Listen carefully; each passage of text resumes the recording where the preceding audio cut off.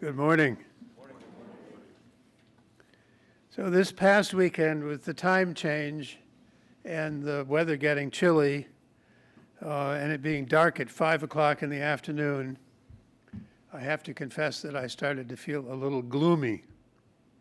And when I came to Brooks on Monday, I discovered I was not alone in that feeling, that a whole lot of people had something to say about the time change and the fact that it starts to get dark at 4:30, and by 5 o'clock it's pretty dark.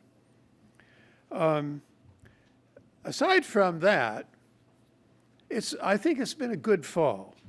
We've had great weather. It seems like the school spirit has been really good. I have been really impressed with the leadership from the senior class this year. So it has felt like a really good start to the year. Is this true? But it also feels like we are now kind of at the point where it's time to shift gears, to plug in the battery charger, to get ourselves ready to keep going through the rest of the year. And that made me want to do something this morning that I hope will be a little bit fun, and that will give us all a little something to keep going. So my goals are, 1, to have fun, 2, to give us something to keep going, and 3, to make this service short so we get to snack at least on time, if not early. Okay? So when I came to Brooks 8 years ago, I was amazed and delighted when I found out that Brooks students sometimes sang "Seek Ye First" at games as a way of cheering. Does that still happen? It did. 8 years ago, it happened pretty frequently. And I thought, wow, this is a pretty special place where kids use a chapel hymn as a fight song. I mean, what's up with that, right? I loved it. But I also thought, well, it's too bad that Seek Ye First doesn't say anything specific or special about Brooks. There's no real connection between that song and Brooks School. I've talked about this once or twice before, so some of you have heard a little bit of this, others may not have. Anyway, I got the idea that I wanted to try to write a fight song that would be more connected to Brooks. And it seemed like the best connection that occurred to me was Phillips Brooks, the guy the school was named after. And I had to do a little research. It turns out he was a pretty interesting person.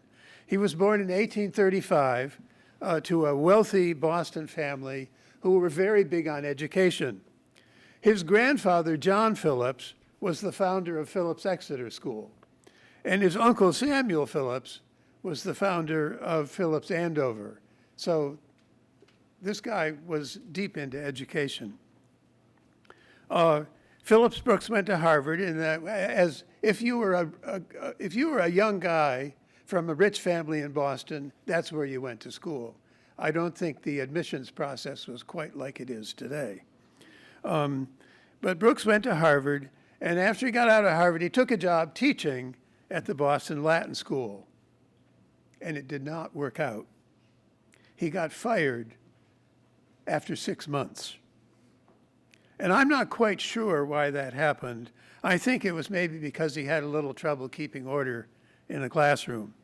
Brooks was a huge guy. He was 6'4". He was well over 200 pounds. And my suspicion is that the principal of the Boston Latin School looked at him and said, this guy can keep order with the toughest kids in his class. But the fact was he was a new teacher, and every new teacher has to learn the tricks of maintaining order. And he didn't know. So he didn't last as a teacher. He was crushed. He felt like a huge failure. In fact, he wrote in his journal at that time, "I do not know what will become of me, and I do not care much." So he was struggling with some depression. "I wish I were 15 years old again. I believe I might become something, but somehow or other, I do not seem in the way to come to much now." So whenever any of us feel down or depressed, think of one possibility is to think about Phillips Brooks, who went through a period of feeling really bad about himself before he became a very famous and influential guy. His failure as a teacher seems to have given him or helped him find a sense of humility. A few years later, he had gone to theology school, had become an Episcopal priest, and right away he started to become quite a famous and popular preacher. He wasn't a show-off. His talks were quiet, gentle, humble, kind of brainy. No shouting, no theatrics, no jumping up and down.